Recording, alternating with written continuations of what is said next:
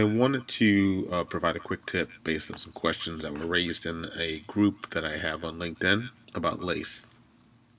The group is Adobe Illustrator and Photoshop for fashion design. Lace is an issue that's challenging to most. I get the question from many of my students and many of the peers that I work with in the industry. And I just wanted to put out quick tips I have for going about it. Now, first things first, I always, without a doubt, look online for any resource that I can have about attaining lace. Okay, one resource that I utilized was a site called VectorGeek.com tutorials, and if you go through that, you'll see that they have various tutorials that are useful and libraries that are useful. One of those libraries would be a vector lace mesh swatches library. That gives you the basic background or backing for the lace as well as a floral design inside. Now, what I'm going to focus on in this quick tutorial is the goal is to really try and create this mesh as simple as possible and then apply your design that would be over top of that mesh for creating your pattern. Okay, and as you see here, they have a vector lace pattern brush and just many other things that I find useful. One of the other things that you may have available to you, if you're a student or if you work at a corporation that has access to this, StyleSite is a great resource as well.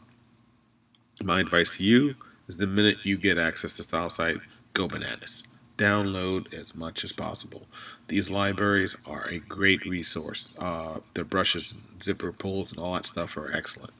But let's get back to the focus on what we're going to talk about, and that's the lace pattern. In Illustrator, what I'm going to do quickly is I'm going to utilize one of the default libraries swatches that they have for basic graphic lines. When I fill with those graphic lines, my goal is to scale this down and then rotate it and use this as part of my mesh pattern. So to quickly scale it down, I'm going to hit the letter S for scale. Then I'm going to hold down the accent or the tilde key. That's the key in front of the number 1. And if I add shift to that, I simply need to click, hold, and scale in towards the center. And that will scale my pattern down, not my object. Now I'm simply going to tap the letter R. R now changes to rotate, and holding down that same accent or tilde key, I'm simply going to click, hold, and rotate my pattern. Now, what I'm going to do is utilize the appearance palette. From the appearance palette, I'm going to ask for an additional fill. If you look at the stacking order, the new fill that I've added is on top of the old fill. So I simply am going to rotate that in the opposite direction. So utilizing the same method of holding down the accent key, I rotate in the opposite direction and get the mesh. Now you can play with this to get the perfect type of mesh you want, but this is just a tip for laying down the ground rules or principles for creating a quick mesh pattern. Now, I can apply anything on top of this I want. If I wanted to quickly define a pattern, I'm going to simply hit the letter M,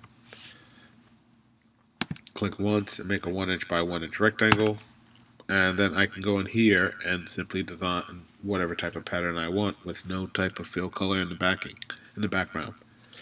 If I hit the question mark or the slash key to quickly remove my fill, I can use this box to create my pattern. If I just wanted to create a basic shape, then I can simply just go to a tool like the star tool. Drag on a star. I'm going to hold down shift and tap the letter X to swap the fill and stroke. And I'm going to make this into a quick flower. So effects, distort and transform, pucker and bloat. There's a flower by moving bloat and the moving towards the bloat direction. And I'm going to simply add this to my swatch palette.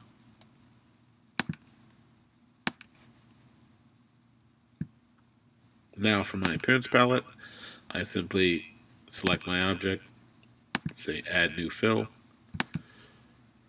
And the great thing about CS5 is you can access your swatch palette from this appearance palette. And I'll say fill with that. And that can now be a sort of lace that I'm going for. So it's a quick tip to really lay down the ground rules of or some base things that you can utilize with default settings within Illustrator to give yourself a lace-like effect. Play with that. Take a look online at Vector Geek and see what you can come up with. Thank you very much. Bye.